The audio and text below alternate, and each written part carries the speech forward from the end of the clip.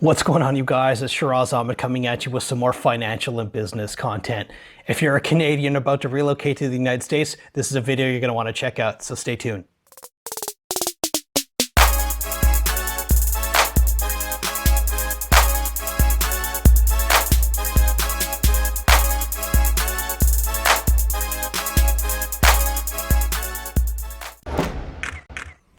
Right, so for those of you who aren't already familiar with me, my name is Shiraz Ahmed. I am a financial advisor and associate portfolio manager with Sartorial Wealth of Raymond James, located in Toronto, Canada.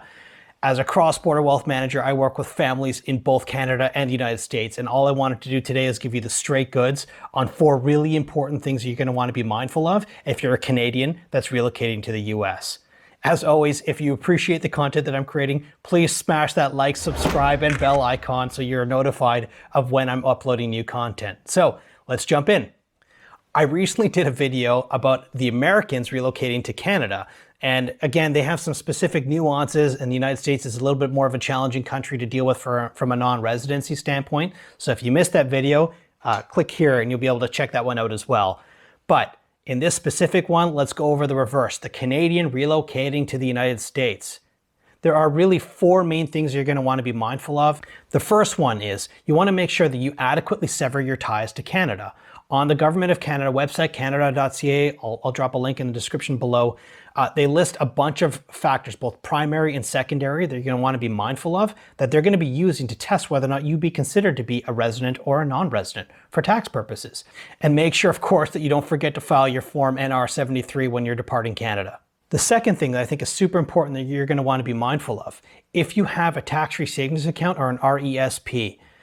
Now, this is a trickier subject simply because you're legally entitled to keep them because you earned them while you're a resident of Canada, but in the United States, these lose their tax-exempt status or tax-exempt characteristics. The US government does not recognize them as tax-exempt vehicles. So whatever benefits you got in one country, you're losing in the other. If you do choose to keep them, you typically have to file a Form 3520 or 3520-A on your US return, which effectively negates whatever benefits you got on the Canadian side. So the general guidance that we typically give people is to avoid them on a go-forward basis. RESPs specifically are also a bit challenging because, again, you're allowed to keep them if you leave your residency status, but you get frozen for making contributions and things of that nature. So typically what we would encourage people to do is, if that's you in your scenario and you have an RESP, you may want to look at maybe getting a family member, an aunt, an uncle, a parent, grandparent, somebody else to maybe look at being the subscriber on that plan. That way you can maintain the characteristic on a go-forward basis. Point number 3 that most people aren't familiar with is that there are 13 states in the US that do not follow the Canada-US Federal Treaty for taxation of retirement accounts.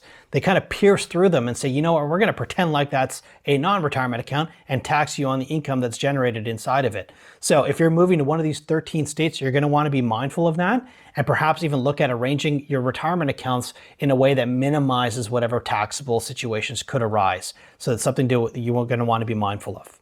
And last but not least, your non-retirement accounts, also known as brokerage accounts, similar to the US or the Americans moving to Canada. This is like luggage. It's got to go with you on the plane. They're required to be in country of residence. So where you are physically is where your brokerage accounts must go as well.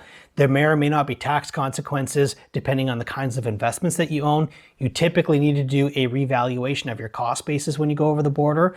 So if this is stuff that's kind of going over your head a little bit, I would encourage you to maybe look into talking to a qualified cross-border CPA who can really break this down and really go over some of the nuances of these scenarios as they may or may not apply to you.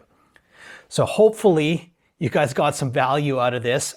If you appreciate the content that I'm creating, please do smash that like and subscribe button. And of course, don't forget the bell icon, as it does help creators like me get picked up by YouTube. And if there are other topics that you want me to cover, please do drop me a line. I'll put my contact information at the end of this video as part of the disclaimers, which is required as a licensed professional.